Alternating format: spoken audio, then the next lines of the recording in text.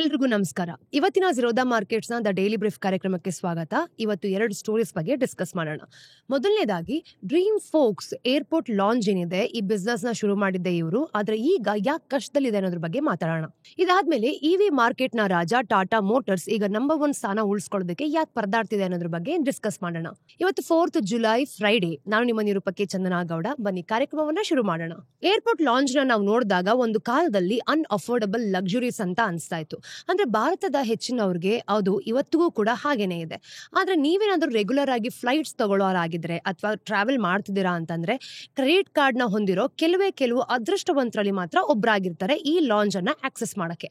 ನೀವು ಕಳೆದ ಕೆಲವು ವರ್ಷಗಳಲ್ಲಿ ಈ ಒಂದು ಅಟ್ರಾಕ್ಟ್ ಆಗಿರೋ ಜಾಗಗಳಿಗೆ ಹೆಚ್ಚು ಕಾಲಿಟ್ಟಿರ್ಬೋದು ಅಲ್ವಾ. ಅದಕ್ಕೆ ನೀವು ಈ ಒಂದು ಡ್ರೀಮ್ ಫೋಕ್ಸ್ ಅನ್ನೋ ಕಂಪನಿಗೆ ಥ್ಯಾಂಕ್ ಯು ಅಂತ ಹೇಳ್ಬೇಕು. ಏರ್ಪೋರ್ಟ್ ಲಾಂಚ್ ಗಳನ್ನ ಇಷ್ಟೊಂದು ಸಾಮಾನ್ಯ ಮತ್ತೆ ಪಾಪ್ಯುಲರ್ ಮಾಡಿರೋ ಇನ್ಫ್ರಾಸ್ಟ್ರಕ್ಚರ್ ಏನಿದೆ ಅದನ್ನ ಕ್ರಿಯೇಟ್ ಮಾಡಿದ್ದು ಅವರೇ. ಹಾಗೇನೆ ಹೆಚ್ಚು ಕಸ್ಟಮರ್ಸ್ ಗಳನ್ನ ಪಡಿಬೇಕು ಅಂತ ಅಂದ್ಕೊಂಡಿರೋ ಬ್ಯಾಂಕ್ಸ್ ಮತ್ತೆ ಕಾರ್ಡ್ ಕಂಪನಿಗಳನ್ನ, ಹಾಗೆ ಫ್ಲೈಟ್ಗೂ ಮುನ್ನ 5 ಸ್ಟಾರ್ ಕಂಫರ್ಟ್ ಬಗ್ಗೆ ಕನಸು ಕಾಣೋ ನಿಮ್ಮ ಒಂದು ಜನ ಯಾರೆಲ್ಲ ಇರ್ತೀರಾ ಅವ್ರಿಗೆ ನಡುವೆ ಬ್ರೋಕರ್ ಆಗಿ ಇವರು ಕೆಲಸ ಮಾಡ್ತಿರ್ತಾರೆ. ಅವರೊಂದು ಏರ್ಪೋರ್ಟ್ ಲಾಂಚಸ್ ಗಳ ಅಗ್ರಿಗೇಟರ್ ಅಂತ ಹೇಳ್ಬೋದು. ಝೊಮ್ಯಾಟೊ ಈ ಒಂದು ಫುಡ್ ಡೆಲಿವರೀಸ್ಗೆ ಮಾಡೋ ತರ ಒಂದು ಮ್ಯಾಚ್ ಮೇಕಿಂಗ್ ರೋಲ್ ಪ್ಲೇನ ಇವ್ರು ಮಾಡ್ತಾರೆ. ಆದ್ರೆ ಈ ವಾರದ ಆರಂಭದಲ್ಲಿ ತಮಗೆ ಬಲವಂತ ಮಾಡಲಾಗ್ತಿದೆ ಅಂತ ಅವರು ಸೂಚನೆ ಕೊಟ್ರು. ಅಂದ್ರೆ ಸಿಇಒ ಲಿಬ್ರೇತಾ ಪೀಟರ್ ಖಲಾತ್ ಒಂದು ಪ್ರಮುಖ ಇಂಡಿಯನ್ ಏರ್ಪೋರ್ಟ್ ಆಪರೇಟರ್ಸ್ ಗಳನ್ನ ಟೀಕಿಸಲು ಒಂದು ಮಾಧ್ಯಮಗಳು ಏನಿರುತ್ತೆ ಅದು ಮುಂದೆ ಬಂದಿದೆ ಅಂತ. ಅವರು ಡ್ರೀಮ್ ಫೋಕ್ಸ್ ನ ಅನ್ಯಾಯವಾಗಿ ದೂಷಿಸಬೇಕು ಅಂತ ಪ್ರೆಷರ್ ಏನಿದೆ ಅದನ್ನ ಟ್ಯಾಕ್ಟಿಕ್ಸ್ ಆಗಿ ಬಳಸ್ತಿದ್ದಾರೆ ಅಂತ ಆರೋಪಿಸಿದ್ದಾರೆ. ಅದು ತಕ್ಷಣವೇ ನೋಡಿದಾಗ ಅವರ ಒಂದು ಸ್ಟಾಕ್ ಪ್ರೈಸಸ್ ನಲ್ಲಿ ಕಾಣಿಸ್ತು. ನೋಡಿ, ಇವ್ರು ಮಾಡ್ತಿರೋದು ನಮ್ಮನ್ನ ಒಂದ್ಸತಿ ಯೋಚನೆ ಮಾಡೋ ಹಾಗೆ ಮಾಡ್ತು. ಈಗ ನೀವೇ ಒಂದ್ಸಲ ಯೋಚನೆ ಮಾಡಿ, ಇಷ್ಟು ಟಾಪ್ ಪೊಸಿಷನ್ ಇರೋ ಕಂಪನಿನ ಯಾರಾದ್ರೂ ಟೀಕಿಸ್ತಿದ್ದಾರೆ ಅಂತಂದ್ರೆ ನಾವು ಅದ್ರ ಬಗ್ಗೆ ಏನ್ ಯೋಚನೆ ಮಾಡ್ತೀವಿ? ನಿಜವಾಗ್ಲೂ ಕೂಡ ಏನ್ ರೋಲ್ ಪ್ಲೇ ಅವರನ್ನ ಮಾಡ್ತಿದ್ದಾರೆ. ಅವ್ರು ಸೋತೋದ್ರೆ ಅದರಿಂದ ಹೆಚ್ಚು ಲಾಭ ಯಾರಿಗಾಗತ್ತೆ? ಇದನ್ನೆಲ್ಲ ನಮ್ಗೆ ಅರ್ಥ ಮಾಡ್ಕೊಳ್ಬೇಕು ಅಂತಂದ್ರೆ ಇವತ್ತಿನ ಸೆಕ್ಟರ್ ಅಲ್ಲಿ ಅಂದ್ರೆ ಈ ಒಂದು ಸ್ಟೆಪ್ಸ್ ಗಳನ್ನ ನಾವು ನೋಡ್ತಾ ಹೋಗ್ಬೇಕು. ಈಗ ಡ್ರೀಮ್ ಫೋಕ್ಸ್ ನ ವ್ಯವಹಾರ ನೋಡಿದಾಗ ಕಳೆದ ಕೆಲವು ವರ್ಷಗಳಲ್ಲಿ ಬೂಮ್ ಆಗಿದೆ ಅಂತಾನೆ ಹೇಳ್ಬೋದು. ಪೋಸ್ಟ್ ಕೋವಿಡ್ ಆದ್ಮೇಲೆ ಜನ ತುಂಬಾ ಫ್ಲೈಟ್ಸ್ ಅಲ್ಲಿ ಓಡಾಡೋದಕ್ಕೆ ಶುರು ಮಾಡ್ಕೊಂಡಿದ್ದಾರೆ ಅಲ್ವಾ. ಇನ್ನು ಡ್ರೀಮ್ ಫೋಕ್ಸ್ ನ ಬಿಸ್ನೆಸ್ ಕೂಡ ಅವ್ರ ಜೊತೆಗೆ ಟೇಕ್ ಆಫ್ ಆಯ್ತು. ಅವರ ಆದಾಯ ಕೇವಲ 3 ವರ್ಷಗಳಲ್ಲಿ 5 ಪಟ್ಟು ಹೆಚ್ಚಾಗಿದೆ. FY22 ಹಾಗೂ 283 ಕ್ರೋರ್ಸ್ ಇಂದ FY25 ನಲ್ಲಿ ಬರೋಬ್ಬರಿ 1292 ಕ್ರೋರ್ಸ್ಗೆ ದಾಟಿರೋದು. ಅವರ ಒಂದು ಲಾಭದಾಯಕ ನಾವು ನೋಡಿದಾಗ ತುಂಬಾ ಜಾಸ್ತಿ ಆಗಿದೆ ಅಂತ ಗೊತ್ತಾಗತ್ತೆ. ಆದ್ರೆ ಅವರ ಮಾರ್ಜಿನ್ಸ್ ತುಂಬಾನೇ ಕಡಿಮೆ ಇದೆ. ಯಾಕೆ? ಎಬಿಟಾ ಸುಮಾರು 8 to 10% ಏನೋ ಇದೆ. ಥಿಯರಿ ಪ್ರಕಾರ ನಾವು ನೋಡಿದಾಗ ಈ ಬಿಸ್ನೆಸ್ಗೆ ಯಾರು ಬೇಕಾದ್ರೂ ಎಂಟರ್ ಆಗೋದು ಸುಲಭವಾಗಿರ್ಬೇಕು. ಅದಕ್ಕೋಸ್ಕರನೇ ನೋಡಿ, ಇದನ್ನ ನಾವು ನೋಡಿದಾಗ ಈ ಒಂದು ಟೆಕ್ನಾಲಜಿ ಸ್ಟೇಕ್ ಮೇಲೆ ನಿಂತ್ಕೊಂಡಿದೆ. ಮತ್ತೆ ಅವರು ಕಾಂಪೀಟ್ ಮಾಡೋ ಬೇರೆ ಪ್ಲೇಯರ್ಸ್ ಕೂಡ ಇದ್ದಾರೆ. ಈಗ ಪ್ರಯಾರಿಟಿ ಪಾಸ್ ಸೇರ್ಕೊಂಡಂತೆ ಇದು ಪ್ರಪಂಚದ ಲಾರ್ಜೆಸ್ಟ್ ಆಪರೇಟರ್ ಅಂತ ಗೊತ್ತಾಗುತ್ತೆ. ಆದ್ರೂ ಅವರು ಈ ಕ್ಷೇತ್ರದಲ್ಲಿ ಪೂರ್ತಿಯಾಗಿ ಡಾಮಿನೇಟ್ ಮಾಡ್ತಾ ಇದ್ದಾರೆ. ನೋಡಿ, ಭಾರತದಲ್ಲಿ ಲಾಂಚ್ ಆಕ್ಸೆಸ್ಗಾಗಿ ನಡೆಯೋ ಪ್ರತಿಯೊಂದು ಟ್ರಾನ್ಸಾಕ್ಷನ್ಸ್ ನೋಡಿದಾಗ 90% ಗಿಂತ ಹೆಚ್ಚು ಅವರ ಒಂದು ಪ್ಲಾಟ್ಫಾರ್ಮ್ ಮೂಲಕನೇ ಹಾದು ಹೋಗ್ಬೇಕು. ಹೇಗೆ? ಅವ್ರ ಹತ್ರ ಒಂದು ದೊಡ್ಡ ಕೋಟೆನೇ ಇದೆ. ಅವರ ಸಂಬಂಧಗಳನ್ನ ನಾವು ನೋಡಿದಾಗ ಡ್ರೀಮ್ ಫೋಕ್ ನ ಬಿಸ್ನೆಸ್ ಏನಿದೆ ಇದ್ರ ಹಿಂದೆ 2 ರೀತಿ ರಿಲೇಶನ್ಶಿಪ್ಸ್ ಇದೆ. ಮೊದಲನೇದು, ಬ್ಯಾಂಕ್ಸ್ ಮತ್ತೆ ಕಾರ್ಡ್ ಕಂಪನಿಗಳ ಜೊತೆ ಈ ಕಂಪನಿಗಳ ಬೆಳವಣಿಗೆ ಹೆಚ್ಚು ಕಸ್ಟಮರ್ಸ್ ಇರೋದ್ರ ಮೇಲೆ ಡಿಪೆಂಡ್ ಆಗಿದೆ. ಮತ್ತೆ ಕಸ್ಟಮರ್ಸ್ ನಾವು ನೋಡಿದಾಗ ಇವ್ರನ್ನ ಅಟ್ರಾಕ್ಟ್ ಮಾಡಬೇಕು ಅಂತ ಒಂದು ದಾರಿ ಇರುತ್ತೆ. ಅಂದ್ರೆ ಈ ಒಂದು ಕಾಂಪ್ಲಿಮೆಂಟರಿ ಲಾಂಚ್ ಆಕ್ಸೆಸ್ ಮೂಲಕ ಅವ್ರಿಗೆ ಒಂದು ಸೆನ್ಸ್ ಆಫ್ ಲಕ್ಸುರಿ ಕೊಡೋದು. ಕೆಲವೊಮ್ಮೆ ಏನಾಗುತ್ತೆ, ಸಿಂಪಲ್ ಡೆಬಿಟ್ ಕಾರ್ಡ್ಸ್ ಮೂಲಕನೂ ಸಹ ಈ ಲಕ್ಸುರಿ ನಮ್ಗೆ ಸಿಗುತ್ತೆ. ಆದ್ರೆ ಬ್ಯಾಂಕ್ಸ್ ನಿಜವಾಗ್ಲೂ ಕೂಡ ಆ ಲಾಂಚಸ್ ಗಳನ್ನ ಆಪರೇಟ್ ಮಾಡೋದೇ ಇಲ್ಲ. ಸೊ ಅವ್ರಿಗೆ ಏನ್ ಮಾಡ್ತಾರೆ, ಫ್ರೀ ಆಗಿ ಆಕ್ಸೆಸ್ ಕೊಡೋದು ಹೇಗೆ ಅಂತ ಒಂದ್ಸಲ ಯೋಚನೆ ಮಾಡ್ತಾರೆ. ಇಲ್ಲೇ ಡ್ರೀಮ್ ಫೋಕ್ಸ್ ಪ್ಲೇಗೆ ಬರೋದು. ಅದು ಈ ಬ್ಯಾಂಕ್ಸ್ ಗಳ ಜೊತೆ ಮಲ್ಟಿ ಇಯರ್ ಅಗ್ರಿಮೆಂಟ್ಸ್ ನ ಸೈನ್ ಮಾಡ್ಕೊಂಡಿದೆ. ಅವರ ಕಸ್ಟಮರ್ಸ್ಗೆ ಭಾರತದ ಹೆಚ್ಚು ಕಡಿಮೆ ಪ್ರತಿಯೊಂದು ಏರ್ಪೋರ್ಟ್ ನಲ್ಲೂ ಕೂಡ ಲಾಂಚಸ್ಗೆ ಆಕ್ಸೆಸ್ ಕೊಡುತ್ತೆ. ನೋಡಿ, ಈಗ ಈ ಬೆನಿಫಿಟ್ಸ್ ನ ತಮ್ಮ ಟೆಕ್ನಾಲಜಿ ಜೊತೆ ಸ್ಟ್ಯಾಕ್ ಮೂಲಕ ಟ್ರ್ಯಾಕ್ ಮಾಡ್ಕೊಂಡು ಅಕೌಂಟ್ ಮಾಡ್ತಾರೆ. ಅದಕ್ಕೆ ಪ್ರತಿಯಾಗಿ ನಾವು ನೋಡಿದಾಗ ಅವ್ರು ಕೇಳೋದು, ಒಬ್ಬ ಬ್ಯಾಂಕ್ ಕಸ್ಟಮರ್ ಲಾಂಚ್ ಆಕ್ಸೆಸ್ಗಾಗಿ ತಮ್ಮ ಒಂದು ಕ್ರೆಡಿಟ್ ಕಾರ್ಡ್ ಆಗ್ಬೋದು ಅಥವಾ ಡೆಬಿಟ್ ಕಾರ್ಡ್ ನ ಸ್ವೈಪ್ ಮಾಡಿದ ಪ್ರತಿ ಸಲನೂ ಕೂಡ ಒಂದು ಸಣ್ಣ ಫೀ ಅಷ್ಟೇ ಇವರು ತಗೊಳ್ಳೋದು. ಎರಡನೇ ಸಂಬಂಧ, ಏರ್ಪೋರ್ಟ್ ಲಾಂಚಸ್ ಮತ್ತೆ ರೆಸ್ಟೋರೆಂಟ್ಸ್ ಗಳ ಆಪರೇಟರ್ಸ್ ಜೊತೆ. ಈಗ ಏರ್ಪೋರ್ಟ್ ಲಾಂಚಸ್ ಗಳಿಗೆ ಬ್ಯಾಂಕ್ ಜೊತೆ ಈ ಒಂದು ಡೈರೆಕ್ಟ್ ಟೈಅಪ್ಸ್ ಇರೋದೇ ಇಲ್ಲ. ಹಾಗೆ ಮಾಡೋದಕ್ಕೆ ಅವರಿಗೆ ಒಂದು ಡೈರೆಕ್ಟ್ ಇನ್ಸೆಂಟಿವ್ ಕೂಡ ಇರೋದಿಲ್ಲ, ಗೊತ್ತಾ. ಇನ್ನು ಲಾಂಚಸ್ ನಡೆಸೋದು ತುಂಬಾ ಕಾಸ್ಟ್ಲಿ ಅಲ್ವಾ. ಮತ್ತೆ ಒಬ್ಬ ಆಪರೇಟರ್ ಜನರಿಗೆ ಫ್ರೀ ಆಕ್ಸೆಸ್ ಕೊಡೋದಕ್ಕೆ ಅವರನ್ನ ಹುಡ್ಕೊಂಡು ಹೋಗೋದು ಹೆಚ್ಚು ಕಡಿಮೆ ಸೆನ್ಸೇ ಆಗೋದಿಲ್ಲ. ಈಗ ನೋಡಿ, ಈ ಡ್ರೀಮ್ ಫೋಕ್ಸ್ ಆ ಒಂದು ಗ್ಯಾಪ್ ನ ತುಂಬತ್ತೆ. ಅದು ಬ್ಯಾಂಕ್ಸ್ ಗಳಿಂದ ರೆವಿನ್ಯೂ ತಗೊಂಡು ಈ ಒಂದು ಲಾಂಚ್ ಆಪರೇಟರ್ ಅಥವಾ ಸರ್ವಿಸ್ ಪ್ರೊವೈಡರ್ಸ್ಗೆ ಜನರೆಲ್ಲ ಏನಿರ್ತಾರೆ ಅಲ್ವಾ, ಆಕ್ಸೆಸ್ ಕೊಡೋದಕ್ಕೆ ಪೇ ಮಾಡತ್ತೆ. ಇನ್ನು ಈ ಒಂದು ಲಾಂಚ್ ಆಪರೇಟರ್ಗೆ ಸೈಡ್ ಅಲ್ಲಿ ಹೆಚ್ಚು ಹಣ ಸಿಗುತ್ತೆ ಕೂಡ. ಹಾಗೇನೆ ನಾವು ನೋಡಿದಾಗ ಬ್ಯಾಂಕ್ ತನ್ನ ಒಂದು ಕಸ್ಟಮರ್ಸ್ ಯಾರಿರ್ತಾರೆ ಅವ್ರನ್ನ ಖುಷಿ ಪಡಿಸತ್ತೆ. ಇದೊಂದು ವಿನ್ ವಿನ್ ಗೇಮ್ ಅಂತ ಹೇಳ್ಬೋದು. ಹಾಗೇನೆ ಅದರ ಒಂದು ಸೆಂಟರ್ ಅಲ್ಲಿ ನಾವು ನೋಡಿದಾಗ ಈ ಕೇಂದ್ರ ಅಂತ ಏನ್ ಹೇಳ್ತೀವಿ, ಡ್ರೀಮ್ ಫೋಕ್ಸ್ ಇದರಲ್ಲಿ ಮೇಜರ್ ರೋಲ್ ಅನ್ನ ಪ್ಲೇ ಮಾಡುತ್ತೆ. ಈಗ ನೋಡಿ, ಇನ್ವೆಸ್ಟ್ ಕರೋ ಇಂಡಿಯಾ ನ್ಯೂಸ್ ಲೆಟರ್ಸ್ ಅಂತ ಏನಿದೆ, ಇದರ ಒಂದು ಇಮೇಜ್ ಈ ಸಂಬಂಧಗಳು ಹೇಗೆ ಕೆಲಸ ಮಾಡುತ್ತೆ ಅನ್ನೋದನ್ನ ಸಮರೈಸ್ ಮಾಡುತ್ತೆ. ಡ್ರೀಮ್ ಫೋಕ್ಸ್ ನ ವ್ಯವಹಾರದ ಹೃದಯ ಭಾಗವನ್ನ ನಾವು ನೋಡಿದಾಗ ಕೆಲವು ಸಮಸ್ಯೆಗಳು ಖಂಡಿತವಾಗ್ಲೂ ಇದೆ. ಈಗ ನೋಡಿ, ಕಡಿಮೆ ಲಾಭಾಂಶ ಇದರ ಒಂದು ಗುಣಲಕ್ಷಣ ಆಗಿದೆ ಅಂತ ಗೊತ್ತಾಗುತ್ತೆ. ಆದ್ರೆ ಬೇಸಿಕಲಿ ದೊಡ್ಡ ಪವರ್ ಹೊಂದಿರೋ ಈ ಒಂದು ಇನ್ಸ್ಟಿಟ್ಯೂಷನಲ್ ಪ್ಲೇಯರ್ಸ್ ಗಳ ನಡುವಿನ ಒಂದು ಮಿಡಲ್ ಮ್ಯಾನ್ ತರ ಇವ್ರು ಕೆಲಸ ಮಾಡ್ತಾರೆ. ಎರಡು ಕಡೆಯಿಂದನೂ ಕೂಡ ಹೆಚ್ಚು ಮೌಲ್ಯವನ್ನ ಎಕ್ಸ್ಟ್ರಾಕ್ಟ್ ಮಾಡೋದು ಖಂಡಿತವಾಗ್ಲೂ ಕಷ್ಟ. ಅವರು ಬ್ಯಾಂಕ್ಗೆ ಚಾರ್ಜ್ ಮಾಡೋ ಮತ್ತೆ ಈ ಒಂದು ಲಾಂಚಸ್ಗೆ ಪೇ ಮಾಡೋ ಹಣ ಏನಿರುತ್ತೆ, ಇದ್ರ ನಡುವಿನ ಡಿಫರೆನ್ಸಸ್ ನ ನೋಡಿದಾಗ 15% ಗಿಂತ ಹೆಚ್ಚು ದಾಟಿರೋದು ತುಂಬಾನೇ ರೇರ್. ಅವರ ಲಾಭಾಂಶ ಹೆಚ್ಚಿಸೋದಕ್ಕೆ ಟ್ರೈ ಮಾಡಿದ್ರೆ ತಮ್ಮದೇ ಆದ ಒಂದು ಟೆಕ್ ಸ್ಟ್ಯಾಕ್ ಬಿಲ್ಡ್ ಮಾಡೋ ಈ ಒಂದು ಆಟಗಾರರು ಏನೆಲ್ಲ ಇರ್ತಾರೆ ಅವ್ರ ಜೊತೆ ಕಾಂಪೀಟ್ ಮಾಡೋದನ್ನು ಕೂಡ ಇವ್ರು ಎದುರಿಸಬೇಕಾಗಬಹುದು. ಡ್ರೀಮ್ ಫೋಕ್ಸ್ ಮುಖ್ಯವಾಗಿ ಆಟಕ್ಕೆ ಮೊದಲು ಬಂದಿದ್ರಿಂದ ಬೆನಿಫಿಟ್ ಪಡ್ಕೊಂಡಿದೆ.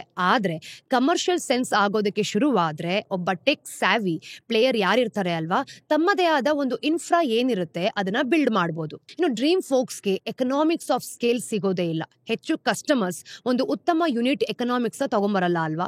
ಅವರ ಆದಾಯ ಬೆಳೆದ ಹಾಗೆ ನಾವು ನೋಡಿದಾಗ ಅವರ ಒಂದು ಕಾಸ್ಟ್ ಏನಿರುತ್ತೆ ಅಂದ್ರೆ ವೆಚ್ಚಗಳು ಕೂಡ ಬೆಳೀತಾ ಹೋಗುತ್ತೆ. ಇದರಿಂದ ರೇಖೀಯ ಬೆಳವಣಿಗೆಗೆ ಒಂದು ರೇಟ್ ಏನ್ ಹೇಳ್ತೀವಿ ಅದು ಕೂಡ ಕನ್ಫರ್ಮ್ ಆಗುತ್ತೆ. ನೋಡಿ, ಡ್ರೀಮ್ ಫೋಕ್ಸ್ಗೆ ಈ ತೊಂದರೆಗಳು ಅರ್ಥ ಆಗಿದೆ ಅನ್ಸುತ್ತೆ. ಸೊ ಅವರು ಹಣ ಮಾಡೋ ರೀತಿಯನ್ನ ಡೈವರ್ಸಿಫೈ ಮಾಡ್ತಿದ್ದಾರೆ. ವಿಶೇಷವಾಗಿ ತಿನ್ನುವಂತ ಆಹಾರ, spa and wellness, baggage transfer ಮತ್ತೆ ಡೋರ್ ಸ್ಟೆಪ್ ವೀಸಾ ಡೆಲಿವರಿ ತರ ಈ ಒಂದು ನಾನ್ ಲಾಂಚ್ ಸರ್ವಿಸಸ್ ಅಲ್ಲಿ ಎಕ್ಸ್ಪ್ಯಾಂಡ್ ಆಗ್ತಿರೋದ್ರಿಂದ ಅವರು ತಮ್ಮ ಸೇವೆಗಳನ್ನ ರೈಲ್ವೇಸ್ ಮತ್ತೆ ಹೈವೇಸ್ಗೂ ಕೂಡ ಎಕ್ಸ್ಪ್ಯಾಂಡ್ ಮಾಡಿದ್ದಾರೆ. ಮತ್ತೆ ಭಾರತದ ಹೊರಗಿನ ಏರ್ಪೋರ್ಟ್ಸ್ ಗಳಲ್ಲೂ ಕೂಡ ಪ್ರೆಸೆನ್ಸ್ ಸ್ಥಾಪನೆ ಮಾಡಿದ್ದಾರೆ ಅಂತ ಹೇಳ್ಬೋದು. ಆದ್ರೆ ಇದು ಅವರು ಆಡ್ತಿರೋ ಒಂದು ಆಟದ ರಚನೆಯನ್ನು ಕೂಡ ಬದಲಾಯಿಸೋದಿಲ್ಲ. ಇನ್ನು ಲಾಂಚಸ್ ಅವರ ಅತಿ ದೊಡ್ಡ ಹಣ ಗಳಿಕೆ ಏನಿರುತ್ತೆ ಅದನ್ನ ಮೂಲವಾಗಿ ಮುಂದೇನೋ ಹಾಕ್ತಾ ಇದೆ. ಈಗ ನಾವು ನೋಡಿದಾಗ ಒಂದು ಕೆಟ್ಟ ಪ್ರಾಬ್ಲಮ್ ನ ಎದುರಿಸಿದ್ದಾರೆ ಅಂತ ಗೊತ್ತಾಗುತ್ತೆ. ಇನ್ನು ಡ್ರೀಮ್ ಫೋಕ್ಸ್ ಅನುಭವಿಸ್ತಿರೋ ಈ ಪ್ರಿವಿಲೇಜ್ ಅದು ತಮ್ಮದೇ ಆದ ಒಂದು ಟರ್ಫ್ ನಲ್ಲಿ ಕೆಲವರಿಗೆ ಕಿರಿಕಿರಿಯನ್ನು ಕೂಡ ಉಂಟು ಮಾಡಬಹುದು. ಬೇಸಿಕಲಿ ಏರ್ಪೋರ್ಟ್ಸ್ ಗಳಿಗೆ ಸ್ಕೇಲ್ ಬೇಕು. ನಿಜವಾದ ಹಣ ಗಳಿಸೋ ಯಂತ್ರಗಳು ಆಗಿರೋದು ಕೆಲವು ಏರ್ಪೋರ್ಟ್ಸ್ ಗಳು ಮಾತ್ರ.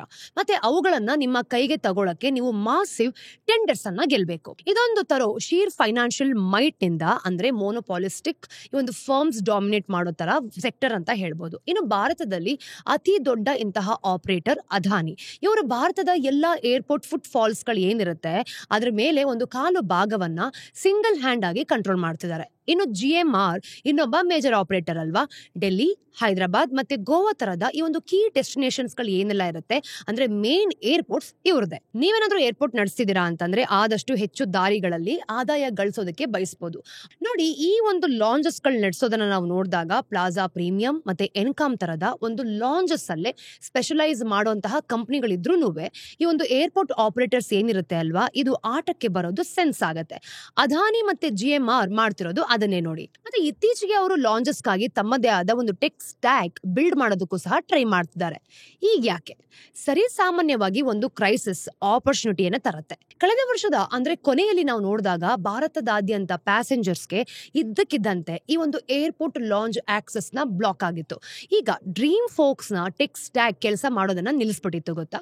ಮತ್ತೆ ಭಾರತದ ಹೆಚ್ಚಿನ ಒಂದು ಏರ್ಪೋರ್ಟ್ ಲಾಂಚಸ್ ಅನ್ನ ನಾವು ನೋಡಿದಾಗ ಅವ್ರ ಮೇಲನೆ ಡಿಪೆಂಡ್ ಕೂಡ ಆಗಿದ್ರು. ಅದಾನಿ ಏರ್ಪೋರ್ಟ್ಸ್ ನಿರ್ದಿಷ್ಟವಾಗಿ ತುಂಬಾನೇ ಕೋಪ ಮಾಡ್ಕೊಂಡಿತ್ತು ಬಿಡಿ. ನೋಡಿ, ಈ ಒಂದು ಡ್ರೀಮ್ ಫೋಕ್ಸ್ ಅಫೆಕ್ಟೆಡ್ ಏರ್ಪೋರ್ಟ್ಸ್ ಜೊತೆಗಿನ ತನ್ನ ಒಂದು ಸರ್ವಿಸ್ ಅಗ್ರಿಮೆಂಟ್ಸ್ ಏನಿದೆ ಅದನ್ನ ವೈಲೇಷನ್ ಮಾಡಿದೆ ಅಂತ ಆರೋಪ ಕೊಟ್ಟಿದ್ರು.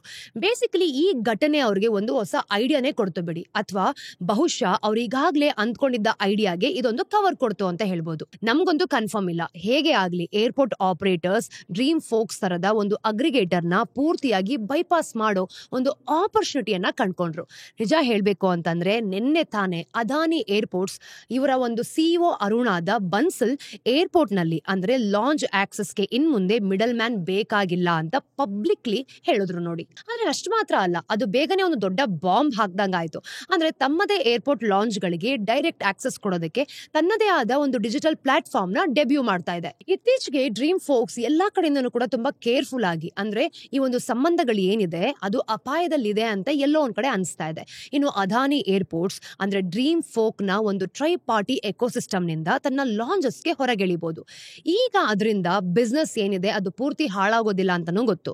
ಆದ್ರೆ ಬೇರೆ ಲಾಂಚ್ ಆಪರೇಟರ್ಸ್ಗೆ ನಾವು ನೋಡಿದಾಗ ಡ್ರೀಮ್ ಫೋಕ್ಸ್ ಪ್ರಕಾರ ಎಲ್ಲ ಲಾಂಚಸ್ಗಳ ಅಂದ್ರೆ 60% ಗಿಂತ ಹೆಚ್ಚು ಡ್ರೀಮ್ ಫೋಕ್ಸ್ ಮೇಲೆ ಈ ಕೆಲಸ ಮಾಡೋದನ್ನ ಮುಂದುವರಿಸ್ತಾ ಇದ್ದಾರೆ. ಆದ್ರೆ ಬ್ಯಾಂಕ್ಸ್ ಕೂಡ ತಮ್ಮ ಒಂದು ರಿಲೇಶನ್ಶಿಪ್ ಏನಿರುತ್ತೆ ಅಲ್ವಾ, ಅದನ್ನ ಮತ್ತೆ ರೀಕನ್ಸಿಡರ್ ಮಾಡ್ಬೇಕಾ ಬೇಡವಾ ಅಂತ ಯೋಚನೆ ಮಾಡಲೇಬೇಕು. ಇನ್ನು ಜುಲೈ 1 ರಿಂದ ನಾವು ನೋಡಿದಾಗ ಡ್ರೀಮ್ ಫೋಕ್ಸ್ ICICI ಮತ್ತೆ ಆಕ್ಸಿಸ್ ಬ್ಯಾಂಕ್ ಜೊತೆಗಿನ ಕೆಲವು ಒಂದು ಟ್ರಾವೆಲ್ ರಿಲೇಟೆಡ್ ಪ್ರೋಗ್ರಾಮ್ ಅನ್ನ ರದ್ದು ಮಾಡಿದೆ, ಅಂದ್ರೆ ಬ್ಯಾನ್ ಮಾಡಿದೆ ಅಂತ ಅನೌನ್ಸ್ ಮಾಡಿದ್ರು.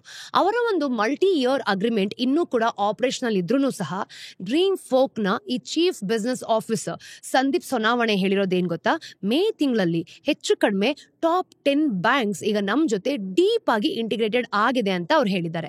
ಅಂದ್ರೆ ಇಲ್ಲೆಲ್ಲೋ ಒಂದ್ ಕಡೆ ನಂಬಿಕೆ ತೋರಿಸ್ತಿದೆ ಅನ್ನೋದು ಈ ಒಂದು ರಿಪೋರ್ಟ್ ಅಲ್ಲಿ ಬಂದಿದೆ ನೋಡಿ. ಎಲ್ಲ ಸರಿ, ಬ್ಯಾಂಕ್ ಯಾಕೆ ಹಿಂದೆ ಸರಿತಿದೆ ನೋಡಿ, ಇದು ಕಳೆದ ವರ್ಷದ ಸರ್ವಿಸ್ ಡಿಸ್ಟ್ರಪ್ಷನ್ಸ್ ಅಂದ್ರೆ ತೊಂದರೆಗೆ ಒಂದು ರೆಸ್ಪಾನ್ಸ್ ಕೊಟ್ಟಿರೋ ಹಾಗೆ.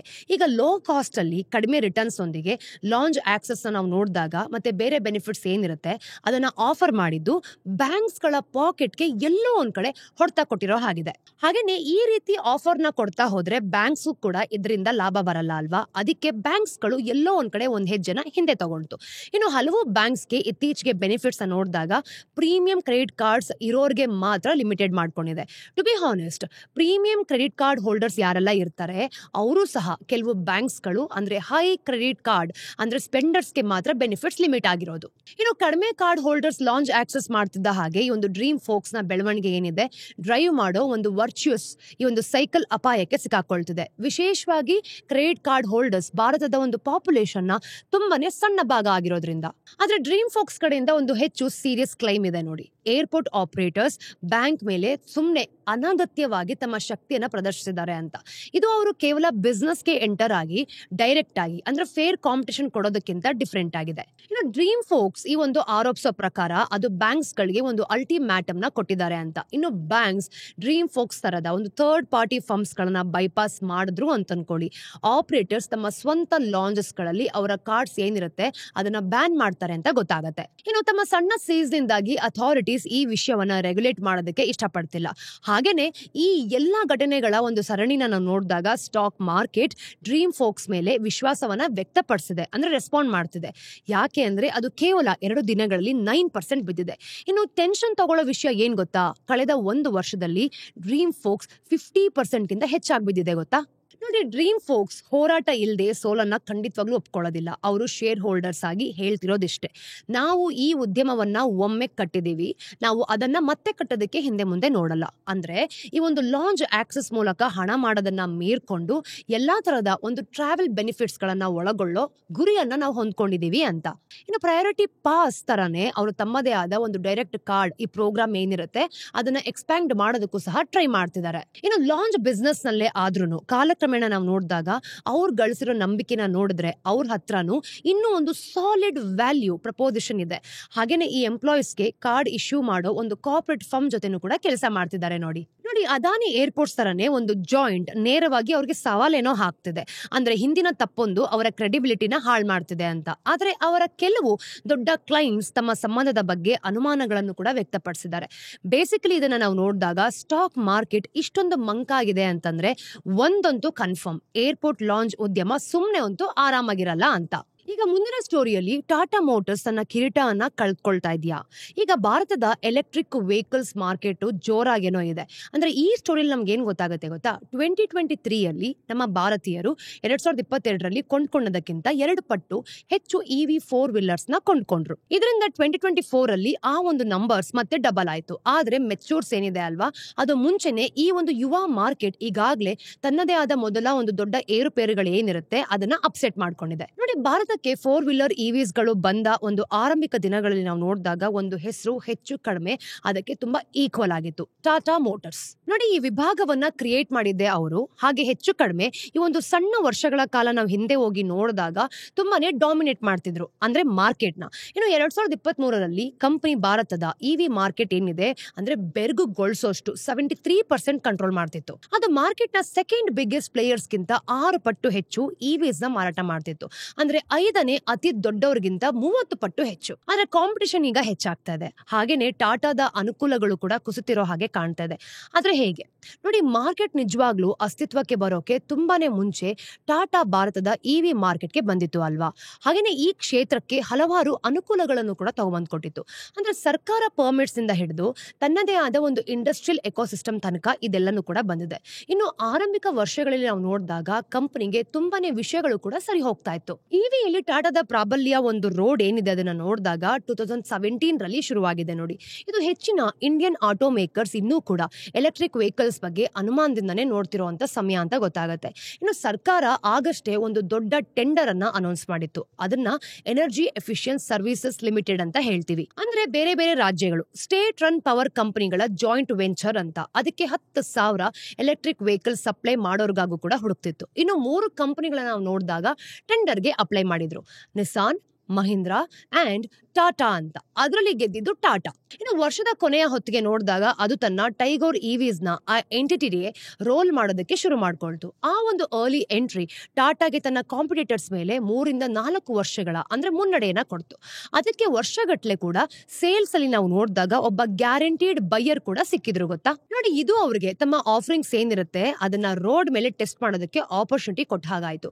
ಹಾಗೆ ತಮ್ಮ ಪ್ರಾಡಕ್ಟ್ ಶುರುವಿನಲ್ಲೇ ಫೇಲ್ ಆಗುತ್ತೆ ಅನ್ನೋ ರಿಸ್ಕ್ ಇಲ್ಲದೆ, ಹಾಗೇನೆ ಈ ಕಸ್ಟಮರ್ ನೀಡ್ಸ್ ಅರ್ಥ ಮಾಡ್ಕೊಳ್ಳೋದಕ್ಕೆ ಟೆಕ್ನಾಲಜಿ ಅಂದ್ರೆ ಈ ಒಂದು ರಿಫೈನ್ ಮಾಡೋದಕ್ಕೂ ಸಹ ಬ್ರ್ಯಾಂಡ್ ರೆಕಗ್ನೇಷನ್ ಬಿಲ್ಡ್ ಮಾಡೋದಕ್ಕೆ ಸಮಯ ಕೊಟ್ಟಂಗಾಯ್ತು ಗೊತ್ತಾ. ಟಾಟಾ ಭಾರತದ ಪಯೋನಿಯರ್ ಏನಿದೆ ಈ ಇವಿ ಕಂಪನಿ ಆಯ್ತು. ಈ ಒಂದು ಆರಂಭಿಕ ಶುರುವಿನಿಂದ ನಾವು ನೋಡಿದಾಗ ಟಾಟಾ ಒಂದು comprehensive electric vehicle line up ನ ಕ್ರಿಯೇಟ್ ಮಾಡ್ಕೊಳ್ಳೋಕೆ ಹೊರಟಿತ್ತು ಅಂತ ಗೊತ್ತಾಗುತ್ತೆ. ಅದು ಬೇರೆ ಬೇರೆ ಪ್ರೈಸ್ ಪಾಯಿಂಟ್ಸ್ ಮತ್ತೆ ಫೀಚರ್ಸ್ ನೊಂದಿಗೆ. ಇನ್ನು ಬೇರೆ ಬೇರೆ ವಿಭಾಗಗಳನ್ನ ನಾವು ನೋಡಿದಾಗ ರೆಗ್ಯುಲರ್ ನ್ಯೂ ರಿಲೀಸಸ್ ಮೂಲಕ ಕವರ್ ಮಾಡ್ತು. ನೆಕ್ಸಾನ್ ಇವಿ ಜನವರಿ 2020. ಈಗ ಟಾಟಾ ನೆಕ್ಸಾನ್ ಇವಿನ ಒಂದು ಜನವರಿ 2020ರಲ್ಲಿ ಲಾಂಚ್ ಮಾಡ್ತು ಅಲ್ವಾ. ಅದನ್ನ ಭಾರತದ ಒಂದು first mass market electric SUV ಆಗಿ ಪೊಸಿಷನ್ ಮಾಡ್ತು.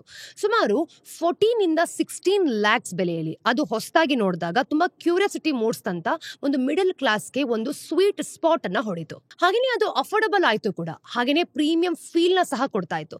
ಇನ್ನು ಫೀಚರ್ ನೋಡಿದಾಗ ತುಂಬಾ ರಿಚ್ ಆಗಿತ್ತು. ಬೇಗನೆ ಕೂಡ ಈ ನೆಕ್ಸಾನ್ ಇವಿ ಟಾಟಾದ ಒಂದು ಫ್ಲಾಗ್ಶಿಪ್ ಪ್ರಾಡಕ್ಟ್ ಆಯ್ತು. ಇನ್ನು 2023ರಲ್ಲಿ 50,000 ಯೂನಿಟ್ ಸಹ ಮಾರಾಟ ಆಯಿತು. ಟೈಗೋರ್ ಇವಿ. ಈಗ ಟೈಗೋರ್ ಲೈನ್ ಆಫ್ ಇವಿಸ್ ಮೊದಲು 2017ರಲ್ಲಿ ರಿಲೀಸ್ ಆಗಿತ್ತು. ಇನ್ನು 2021ರಲ್ಲಿ ನೋಡಿದಾಗ ಕನ್ಸಿಡರ್ ಮಾಡಿಕೊಂಡು ಎಕ್ಸ್ಪ್ಯಾಂಡ್ ಆಯಿತು. ಈ ಮಾಡೆಲ್ ನಿರ್ದಿಷ್ಟವಾಗಿ ಕಮರ್ಷಿಯಲ್ ಫ್ಲೀಟ್ಸ್ ಮತ್ತೆ ಟ್ಯಾಕ್ಸಿ ಆಪರೇಟರ್ಸ್ ನ ಟಾರ್ಗೆಟ್ ಮಾಡಿದ್ದು. ಅದರ 315 ಕಿಲೋಮೀಟರ್ ರೇಂಜ್ ಮತ್ತೆ ಫ್ಲೀಟ್ ಫ್ರೆಂಡ್ಲಿ ಪ್ರೈಸ್ ನೊಂದಿಗೆ ಅದು ಹೆಚ್ಚು ಕಡಿಮೆ ಬಿಸ್ನೆಸ್ ಗಳಿಗಾಗಿನೇ ಬಿಲ್ಡ್ ಆಗಿದ್ದು. ಟಿಯಾಗೋ ಇವಿ ಸೆಪ್ಟೆಂಬರ್ 2022ರಲ್ಲಿ ಲಾಂಚ್ ಮಾಡಿದ್ದು ಅಲ್ವಾ. ಸುಮಾರು 8 lakhs ಬೆಲೆಯಲ್ಲಿ. ಅದು ಭಾರತದ ಫಸ್ಟ್ ಎಲೆಕ್ಟ್ರಿಕ್ ಹ್ಯಾಚ್ ಬ್ಯಾಗ್ ಮತ್ತೆ ಮಾರ್ಕೆಟ್ಸ್ ನಲ್ಲಿ ತುಂಬಾ ಮೋಸ್ಟ್ ಅಫೋರ್ಡಬಲ್ ಇವಿ ಆಯಿತು. ಇದು ಬಡ್ಜೆಟ್ ಕಾನ್ಶಿಯಸ್ ಸಿಟಿನ ನೋಡಿದಾಗ ಕಾಂಪ್ಯೂಟರ್ಸ್ಗೆ ಎಲೆಕ್ಟ್ರಿಕ್ ಕಾರ್ಸ್ ನ ಓಪನ್ ಮಾಡ್ತು ಕೂಡ. ಅವ್ರಿಗೆ ಒಂದು ಎಕೋ ಫ್ರೆಂಡ್ಲಿ ಡೈಲಿ ಕಾರ್ ಬೇಕಾಗಿತ್ತು. ಅದಕ್ಕೆ ಇದು ಸಹಾಯ ಮಾಡ್ತಾ ಇತ್ತು. ಹಾಗೇನೆ ಅದು ತನ್ನ ಒಂದು ಪಂಚ್, ಹ್ಯಾರಿಯರ್ ಮತ್ತೆ ಕರ್ವ್ ಕಾರ್ ಮಾಡೆಲ್ಸ್ ಗಳ ಒಂದು ಇವಿ ರೂಪಾಂತರಗಳೊಂದಿಗೆ ಈ ಒಂದು ಲೈನಪ್ ಏನಿದೆ ಅದನ್ನ ಎಕ್ಸ್ಪ್ಯಾಂಡ್ ಮಾಡೋದನ್ನ ಮುಂದುವರಿಸಿತು. ಇದೊಂದು ಪ್ರಬಲವಾಗಿರೋ ಒಂದು ಲೈನಪ್ ಆಗಿದೆ. ಅಂದ್ರೆ ಟಾಟಾ ಹತ್ರ ಪ್ರತಿಯೊಬ್ಬ ಕಸ್ಟಮರ್ಗೂ ಕೂಡ ಆಫರಿಂಗ್ ಇದ್ದ ಹಾಗೆ ಇದರಿಂದ ಕಾಣಿಸ್ತಾ ಇತ್ತು. ಇನ್ನು ಭಾರತಕ್ಕೆ ಕೆಲಸ ಮಾಡಿದ ಟೆಕ್ನಾಲಜಿ ಆದ್ರೂ ಏನು ನೋಡಿ, ಆದಷ್ಟು ಬೇಗನೆ ನಾವು ಈ ಹಂತಕ್ಕೆ ತಲುಪಿದ್ದು ಹೇಗೆ. ಈಗ ಕಂಪ್ನಿನ ನಾವು ನೋಡಿದಾಗ ಸ್ಕ್ರಾಚ್ ನಿಂದ ಹೊಸ ಎಲೆಕ್ಟ್ರಾನಿಕ್ ವೆಹಿಕಲ್ ಏನಿದೆ ಆ ಒಂದು ಪ್ಲಾಟ್ಫಾರ್ಮ್ಸ್ ನ ಬಿಲ್ಡ್ ಮಾಡೋದಕ್ಕೆ ಟ್ರೈ ಮಾಡ್ತಿರಲಿಲ್ಲ. ಬದಲಿಗೆ ಏನ್ ಮಾಡ್ತಿದ್ರು, ಅದು ತನ್ನ ಎಕ್ಸಿಸ್ಟಿಂಗ್ ಸಕ್ಸಸ್ಫುಲ್ ಆದ ಮತ್ತೆ ಪೆಟ್ರೋಲ್ ಹಾಗೆ ಡೀಸೆಲ್ ಮಾಡೆಲ್ಸ್ ಗಳನ್ನ ಎಲೆಕ್ಟ್ರಿಕ್ ವೇರಿಯಂಟ್ಸ್ ಆಗಿ ಕನ್ವರ್ಟ್ ಮಾಡೋದ್ರಿಂದ ಶುರು ಮಾಡ್ತು.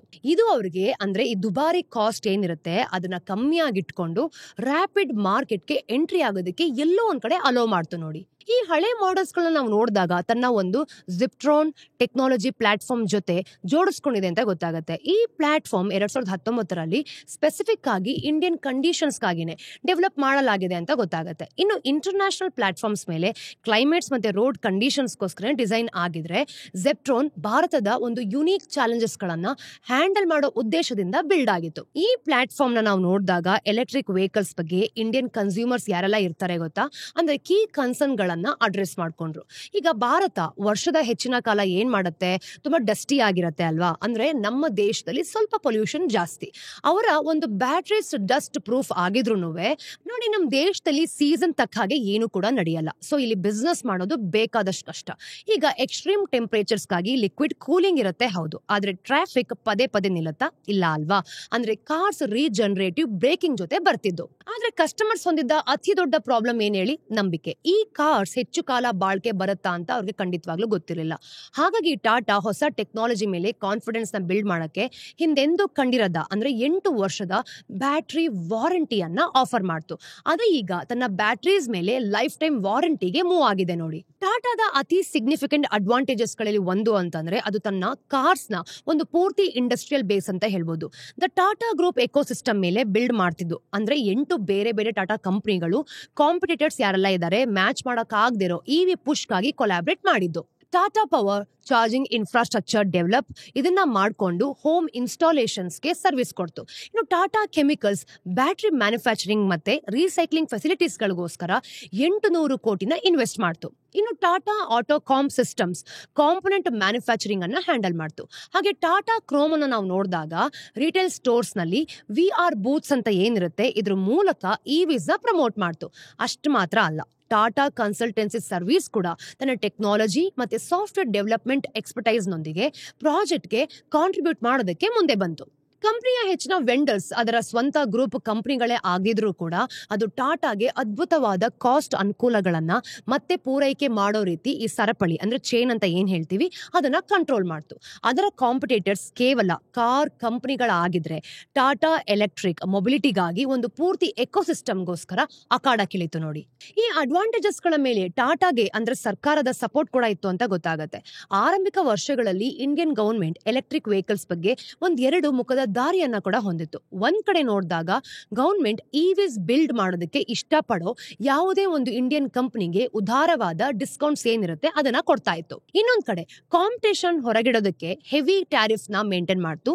ಟಾಟಾ ಇವೆರಡರಿಂದನೂ ಕೂಡ ಬೆನಿಫಿಟ್ಸ್ ನ ಪಡ್ಕೊಳ್ತು. ಟಾಟಾ ಮೋಟರ್ಸ್ ಭಾರತದ fame faster adoption and manufacturing of electric vehicles ಅಂತ ಏನ್ ಹೇಳ್ತೀವಿ ಸೀರೀಸ್ ಆಫ್ ಸ್ಕೀಮ್ ಗಳ ಅತಿ ದೊಡ್ಡ ಬೆನಿಫಿಷರಿ ಆಗಿದ್ದು ಬಿಡಿ. ಈ ಸ್ಕೀಮ್ ಭಾರತೀಯರಿಗೆ ಇವಿಸ್ ನ ಕೊಳ್ಳೋ ಹಾಗೆ ಎಂಕರೇಜ್ ಕೂಡ ಮಾಡ್ತು. ಅವರ ಒಂದು ಪರ್ಚೇಸ್ ನ ನಾವು ನೋಡಿದಾಗ ಸಬ್ಸಿಡೀಸ್ ಮಾಡೋದ್ರ ಮೂಲಕ ಬರ್ತಾ ಇತ್ತು. ಇದು ಟಾಟಾದ ಎಲೆಕ್ಟ್ರಿಕ್ ಆಫರಿಂಗ್ಸ್ ನ ಹೆಚ್ಚು ಕಡಿಮೆ ಪೆಟ್ರೋಲ್ ಕಾರ್ಸ್ಗೆ ಸರಿಸರಿಯಾಗಿ ತಗೊಂಡ್ಬಂದ್ಕೊಟ್ಟಿದ್ದು. ಇನ್ನು ಈ ಕಂಪನಿ ಸರ್ಕಾರದ ಒಂದು ಪ್ರೊಡಕ್ಷನ್ ಲಿಂಕ್ಡ್ ಇನ್ಸೆಂಟಿವ್ ಸ್ಕೀಮ್ ಅಂತ ಏನ್ ಹೇಳ್ತೀವಿ ಇದರಿಂದನೂ ಕೂಡ ಬೆನಿಫಿಟ್ ಪಡ್ಕೊಳ್ತು. ಮೇಕ್ ಇನ್ ಇಂಡಿಯಾ ಇವಿಸ್ ಗಳ ಒಂದು ಉತ್ತಮ ಉದಾಹರಣೆ ಅಲ್ವಾ. ಅದಕ್ಕೆ ಇದನ್ನ ನಾವು ನೋಡಿದಾಗ PLI ಸ್ಕೀಮ್ಸ್ ಅಡಿಯಲ್ಲಿ ತಾನ್ ಮಾಡಿದ್ದ 27 ಅಪ್ಲಿಕೇಶನ್ಸ್ ಗಳ ಪೈಕಿ 15ಕ್ಕೆ ಇವರು ಅಪ್ರೂವಲ್ ಕೊಟ್ರು. FY24ಗೆ 142.13 ಕ್ರೋರ್ಸ್ ಮತ್ತೆ FY25ಗೆ ಇನ್ನು 385 ಕ್ರೋರ್ಸ್ ಇನ್ಸೆಂಟಿವ್ ನ ಸೆಕ್ಯೂರ್ ಮಾಡ್ಕೊಳ್ತು ಬಿಡಿ. ಭಾರತ ತನ್ನ ಆಟೋಮೋಟಿವ್ ಮ್ಯಾನುಫ್ಯಾಕ್ಚರಿಂಗ್ ಇಂಡಸ್ಟ್ರಿಯನ್ನ ಯಾವಾಗ್ಲೂ ಕೂಡ ಸೇಫ್ ಗಾರ್ಡ್ ಮಾಡೋದಕ್ಕೆ ಟ್ರೈ ಮಾಡ್ತಿದೆ.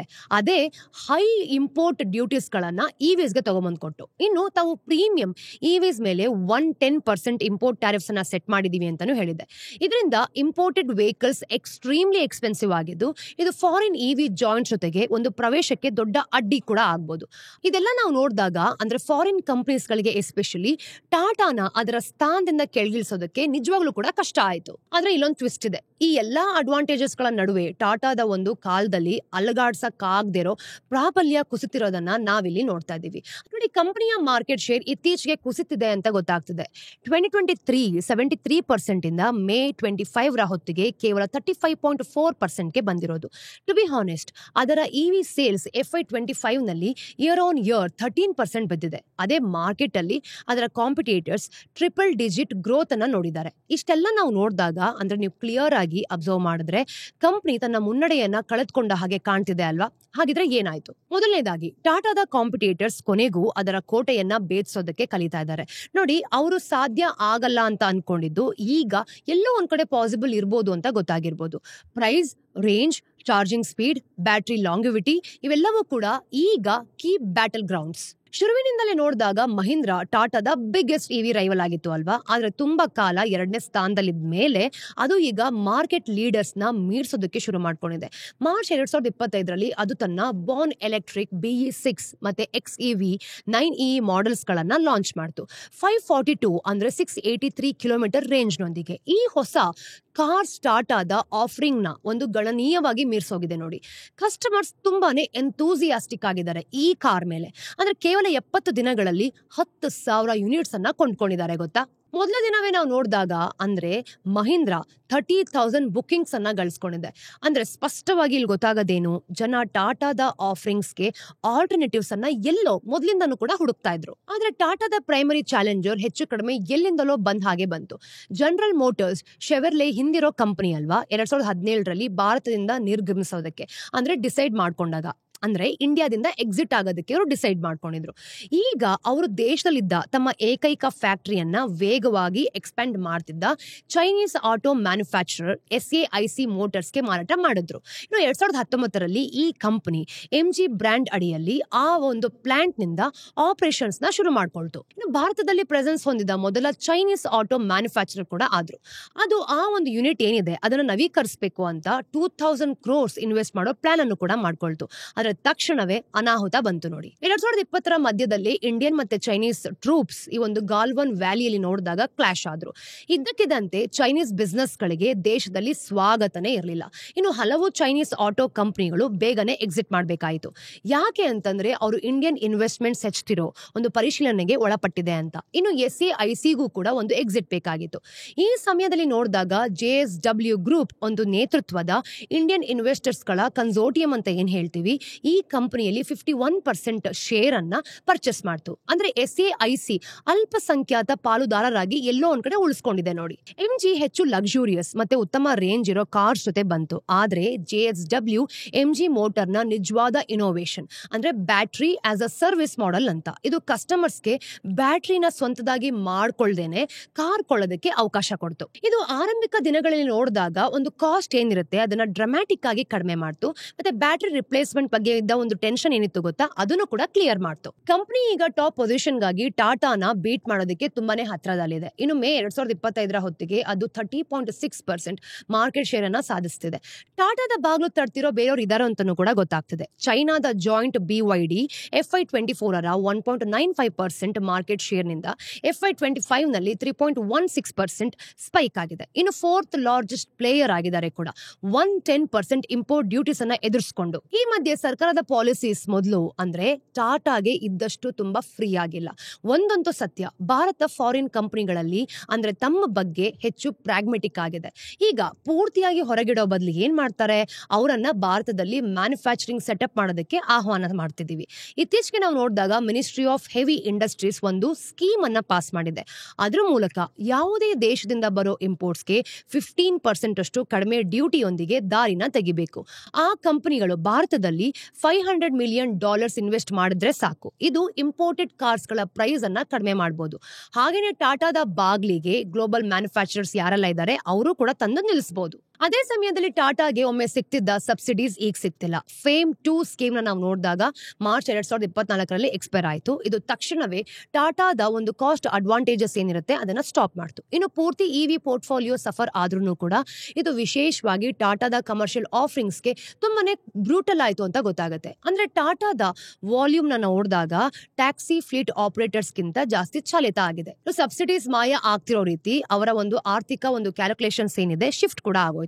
ಇದರ ಪರಿಣಾಮವಾಗಿ ನೋಡಿದಾಗ ಟಾಟಾ ಫ್ಲೀಟ್ ಆರ್ಡರ್ಸ್ ಅಲ್ಲಿ 92% ಅಷ್ಟು ದೊಡ್ಡ ಕುಸಿತ ಬಂದಿದೆ. 2023ರ ಅಂದ್ರೆ 26,000 ಯೂನಿಟ್ಸ್ ನಿಂದ 2024ರಲ್ಲಿ ಕೇವಲ 2,000 ಯೂನಿಟ್ಸ್ಗೆ ಬಂದು ಡೌನ್ ಫಾಲ್ ಆಗಿರೋದು. ಟಾಟಾ ಇನ್ಮುಂದೆ ಸೆಗ್ಮೆಂಟ್ ನ ಡಾಮಿನೇಟ್ ಮಾಡದೇ ಇರಬಹುದು, ಆದ್ರೆ ಸದ್ಯಕ್ಕೆ ಅದು ಇನ್ನೂ ಅಗ್ರಸ್ಥಾನದಲ್ಲೇ ಇದೆ ನೋಡಿ. ಒಂದ್ ರೀತಿಯಲ್ಲಿ ಹೇಳ್ಬೇಕು ಅಂತಂದ್ರೆ ಅದರ ಲಾಭದಾಯಕತೆ ಏನಿದೆ ಅಲ್ವಾ ಇಂಪ್ರೂವ್ ಆಗ್ತಾನೆ ಇದೆ. ಇನ್ನು ಮಾರ್ಕೆಟ್ ಶೇರ್ ಅನ್ನ ಕಳೆದುಕೊಂಡ್ರು ಕೂಡ ಟಾಟಾ ಮೋಟರ್ಸ್ ನ EV business Q4 FY25ನಲ್ಲಿ 6.5% positive ಎಬಿಟಾ margin ಅನ್ನ ಸಾಧಿಸಿದೆ. ಇನ್ನು ಗ್ಲೋಬಲಿ ಹೇಳಬೇಕು ಅಂತಂದ್ರೆ ಪಾಸಿಟಿವ್ ಆಪರೇಟಿಂಗ್ ಮಾರ್ಜಿನ್ ಹೊಂದಿರೋ ಕೆಲವು ಇವಿ ಮ್ಯಾನುಫ್ಯಾಕ್ಚರಿಂಗ್ಗಳಲ್ಲಿ ಇದು ಕೂಡ ಒಂದು. ಕಂಪನಿ ಕೂಡ ಹೋರಾಟ ಇಲ್ಲದೆ ತನ್ನ ಮಾರ್ಕೆಟ್ ಶೇರ್ ಅನ್ನ ಬಿಟ್ಕೊಡ್ತಿಲ್ಲ. ಅದು 33,000 ಇಂದ 35,000 ಕೋಟಿಯ ಆಂಬಿಷಿಯಸ್ ಈ ಒಂದು ಇನ್ವೆಸ್ಟ್ಮೆಂಟ್ ಪ್ಲಾನ್ ಅನ್ನ ಅನೌನ್ಸ್ ಮಾಡಿದೆ. ಇನ್ನು FY30 ಹೊತ್ತಿಗೆ 18 to 20% over all passenger vehicles ಏನಿದೆ ಅಂದ್ರೆ ಮಾರ್ಕೆಟ್ ಶೇರ್ ನ ಟಾರ್ಗೆಟ್ ಮಾಡ್ತಾ ಇದೆ. ಅವ್ರು ಹೊಸ ಒಂದು ಬ್ಯಾಟ್ರಿ ಗಿಗಾ ಫ್ಯಾಕ್ಟರಿಲಿ ನಾವು ನೋಡಿದಾಗ 950 crores ಇನ್ವೆಸ್ಟ್ ಕೂಡ ಮಾಡ್ತಿದ್ದಾರೆ ಅಂತ ಗೊತ್ತಾಗುತ್ತೆ. ನೋಡಿ ಇಲ್ಲಿ ಬರೋ ಒಂದು ಎಕ್ಸಿಸ್ಟಿಂಗ್ ಮಾಡೆಲ್ಸ್ ಗಳಾದ್ಯಂತನೂ ಕೂಡ ರೇಂಜ್ ಇಂಪ್ರೂವ್ಮೆಂಟ್ಸ್ ಪ್ಲಾನ್ ಮಾಡ್ತಿದ್ದಾರೆ. ಮತ್ತೆ ಇವಿಸ್ ಹಾಗೆ ಕಂಬಸ್ಟಿವ್ ಇಂಜಿನ್ ವೆಹಿಕಲ್ಸ್ ಏನಿದೆ ಇದ್ರ ನಡುವಿನ ಒಂದು ಪ್ರೈಸ್ ಗ್ಯಾಪ್ ಮಾಡೋದಕ್ಕೂ ಸಹ ಇನಿಷಿಯೇಟಿವ್ಸ್ ಅನ್ನ ತಗೊಂಡ್ಕೊಡ್ತಿದ್ದಾರೆ. ದೊಡ್ಡ ನ್ಯೂಸ್ ಏನ್ ಗೊತ್ತಾ, ಅದರ ಮೇಜರ್ ಸ್ಟ್ರಕ್ಚರಲ್ ಚೇಂಜ್ 2024 ಅದು ತನ್ನ ಕಮರ್ಷಿಯಲ್ ಮತ್ತೆ ಪ್ಯಾಸೆಂಜರ್ ವೆಹಿಕಲ್ ಬಿಸ್ನೆಸ್ ಗಳನ್ನ ಡಿಮರ್ಜ್ ಮಾಡೋದಕ್ಕೆ ಡಿಸೈಡ್ ಮಾಡಿದ್ರು. ಅವರ ಪ್ರತ್ಯೇಕ ಒಂದು ಲಿಸ್ಟೆಡ್ ಎಂಟಿಟೀಸ್ ಗಳಾಗಿ ಬದಲಾಯಿಸಿಕೊಂಡು ಇದು ಅವರ ಇವಿ ಬಿಸ್ನೆಸ್ಗೂ ಕೂಡ ಹೆಚ್ಚು ಪರಿಣಾಮಕಾರಿಯಾಗಿ ಕಾಂಪೀಟ್ ಮಾಡೋದಕ್ಕೆ ಬೇಕಾದ ಫ್ಲೆಕ್ಸಿಬಿಲಿಟಿನ ಕೊಡಬಹುದು. ಈ ಕತೆ ಇನ್ನೂ ಮುಗ್ದಿಲ್ಲ. ಆದ್ರೆ ಟಾಟಾ ಇನ್ ಮುಂದೆ ಒಂದು ಕಾಲದಲ್ಲಿ ಮಾಡಿದ ಹಾಗೆ ಮಾರ್ಕೆಟ್ ನ ಡಾಮಿನೇಟ್ ಮಾಡೋದಿಲ್ಲ. ಇಲ್ಲಂತೂ ಒಂದು ವಿಷಯ ಸತ್ಯ, ಮುಂದಿನ ಅಧ್ಯಾಯವನ್ನ ನಾವು ನೋಡಿದಾಗ ಹಲವಾರು ಸ್ಪರ್ಧಿಗಳು ಇದ್ರ ಜೊತೆ ಬರ್ತಾರೆ. ಅಂದ್ರೆ ಕನ್ಸ್ಯೂಮರ್ಸ್ಗೆ ಈ ಒಂದು ಕಾಂಪಿಟೇಷನ್ ಬೆಟರ್ ಪ್ರಾಡಕ್ಟ್ ಅನ್ನ ತಗೊಂಡ್ಕೊಡುತ್ತೆ, ಮತ್ತೆ ಚಾಯ್ಸಸ್ ಇರುತ್ತೆ, ಮತ್ತೆ ಫಾಸ್ಟರ್ ಇನೋವೇಷನ್ ಸಹ ಇರುತ್ತೆ. ಟಾಟಾ ತನ್ನ ಮುನ್ನಡೆಯನ್ನ ಉಳಿಸ್ಕೊಳ್ಬೇಕು ಅಂತಂದ್ರೆ ಅದು ಅವರ ಬಿಸ್ನೆಸ್ಗಾಗಿ ಇನ್ನು ಹೆಚ್ಚು ಕಷ್ಟಪಟ್ಟು ಕೆಲಸ ಮಾಡ್ಬೇಕಾಗತ್ತೆ. ಇದಷ್ಟು ಸ್ಟೋರೀಸ್ ನ ಅಪ್ಡೇಟ್ಸ್ ಟಿಡ್ಬಿಟ್ಸ್ ಏನು ಅಂತ ನೋಡ್ಕೊಂಬರೋಣ. ಮೊದಲನೇದು, ನಾವು ಕಳೆದ ವಾರವಷ್ಟೇ ರಿಲಯನ್ಸ್ ನ ಕ್ಯಾಂಪಾ ಕೋಲಾ ಶೇಕಪ್ಸ್ ಬಗ್ಗೆ ಬರ್ದಿದ್ವಿ. ಇವತ್ತು ನಮಗೆ ತಿಳಿದಿರೋದೇನು ಅಂತಂದ್ರೆ ರಿಲಯನ್ಸ್ ನ ಒಂದು ರೀಸ್ಟ್ರಕ್ಚರಿಂಗ್ ಎಕ್ಸರ್ಸೈಸ್ ಗೆ ಮುಂದಾಗಿದೆ. ಇದ್ರ ಗೋಲ್ ಬಂದು ಸದ್ಯಕ್ಕೆ ಅವರ ರಿಟೇಲ್ ವೆಂಚರ್ ನ ಭಾಗವಾಗಿರೋ ತಮ್ಮ ಎಲ್ಲಾ fast moving consumer goods brands ಗಳನ್ನ ಒಂದು ಹೊಸ ಕಂಪನಿಯ ಅಡಿಯಲ್ಲಿ ತಗೊಂಬಂದ್ಕೊಡೋದು. ಇದರಿಂದ ಆ ಬ್ರಾಂಡ್ಸ್ ಗಳಿಗೆ ಸ್ಪೆಷಲೈಸ್ಡ್ ಅಂಡ್ ಫೋಕಸ್ಡ್ ಅಟೆನ್ಷನ್ ಕೂಡ ಸಿಗುತ್ತೆ. ಹಾಗೇನೆ ಈ ಒಂದು ಸೆಗ್ಮೆಂಟ್ ನಲ್ಲಿ ಫೋಕಸ್ ಮಾಡೋ ಇನ್ವೆಸ್ಟರ್ಸ್ ನ ಕೂಡ ಇವರು ಅಟ್ರಾಕ್ಟ್ ಮಾಡಬಹುದು. ಇದರಲ್ಲಿ ಕ್ಯಾಂಪಾ ಕೋಲಾ ಕೂಡ ಒಂದು ಸೇರ್ಕೊಂಡಿದೆ ನೋಡಿ. ಎರಡನೇದು, ಸ್ಟಾಕ್ ಬ್ರೋಕರ್ ಆಗಿ ನಾವು ನಮ್ಮ ಆಡಿಯನ್ಸ್ಗಾಗಿ ಈ ಉದ್ಯಮದಲ್ಲಿನ ಪ್ರಮುಖ ಬದಲಾವಣೆಗಳನ್ನ ಹಲವು ಬಾರಿ ಕವರ್ ಮಾಡಿದೀವಿ. ಈ ಬಾರಿ ನೋಡಿದಾಗ ಇಂಡಿಯನ್ ಮಾರ್ಕೆಟ್ಸ್ BSE ಮತ್ತೆ NSE ಗೆ ಸಿಂಗಲ್ ಕಾಂಟ್ರಾಕ್ಟ್ ನೋಟ್ ಅಳವಡಿಸಿಕೊಂಡಿರೋ ಹಾಗೆ ಒಂದು ವಿಷಯ ಬಂದಿದೆ. ಹಿಂದೆ BSE ಮತ್ತೆ ನ್ಯಾಷನಲ್ ಸ್ಟಾಕ್ ಎಕ್ಸ್ಚೇಂಜ್ ಎರಡರಲ್ಲೂ ಕೂಡ ಟ್ರೇಡ್ ಮಾಡಿದಾಗ ಪ್ರತಿಯೊಂದು ಟ್ರಾನ್ಸಾಕ್ಷನ್ಗೂ ಪ್ರೈಸ್, ಕ್ವಾಂಟಿಟಿ ಮತ್ತೆ ಚಾರ್ಜಸ್ ನ ವಿವರಗಳಿರೋ ಪ್ರತ್ಯೇಕ ಕಾಂಟ್ರಾಕ್ಟ್ ನೋಟ್ಸ್ ಬೇಕಾಗ್ತಿತ್ತು. ಆದ್ರೆ US ತರದ ಒಂದು ಡೆವಲಪ್ಡ್ ಮಾರ್ಕೆಟ್ಸ್ ಅಲ್ಲಿ ಪಾಲಿಸ್ತಿರೋ ಒಂದು ಪದ್ಧತಿಯನ್ನ ಈಗೂ ಕೂಡ ಅಳವಡಿಸಿಕೊಳ್ಳಲಾಗ್ತಿದೆ. ಮೂರನೇದು, RBI ಲೆಂಡಿಂಗ್ ಕಂಪನಿಗಳು ತಮ್ಮ ಬಿಸ್ನೆಸ್ ನಡೆಸೋ ರೀತಿಯಲ್ಲಿ ತುಂಬಾ ಬದಲಾವಣೆಗಳನ್ನ ಮಾಡ್ತಾನೆ ಇದೆ. SFB ಗಳಿಗೆ ಪ್ರಯಾರಿಟಿ ಸೆಕ್ಟರ್ ಲೆಂಡಿಂಗ್ ರೂಲ್ಸ್ ಗಳನ್ನ ಸಡಲಗೊಳಿಸಿಕೊಂಡು ಸುಲಭ ಮಾಡೋದ್ರಾಗ್ಲಿ ಅಥವಾ ರಿಸ್ಕ್ ವೇಟ್ಸ್ ಏನಿರುತ್ತೆ ಅದನ್ನ ಚೇಂಜ್ ಮಾಡೋದ್ರಲ್ಲಾಗ್ಲಿ ಇದನ್ನ ಅಳವಡಿಸಿಕೊಳ್ಳಲಾಗುತ್ತೆ. ಈಗ ಅವರು ಪ್ರೀ ಪೇಮೆಂಟ್ ಚಾರ್ಜಸ್ ರೂಲ್ಸ್ ಏನಿದೆ ಅದನ್ನ ಮರುಪರಿಶೀಲಿಸೋ ಹಾಗೆ ಒಂದು ಹೊಸ ಸರ್ಕ್ಯುಲರ್ ಕೂಡ ತಗೊಂಡ್ಬಂದ್ಕೊಟ್ಟಿದ್ದಾರೆ.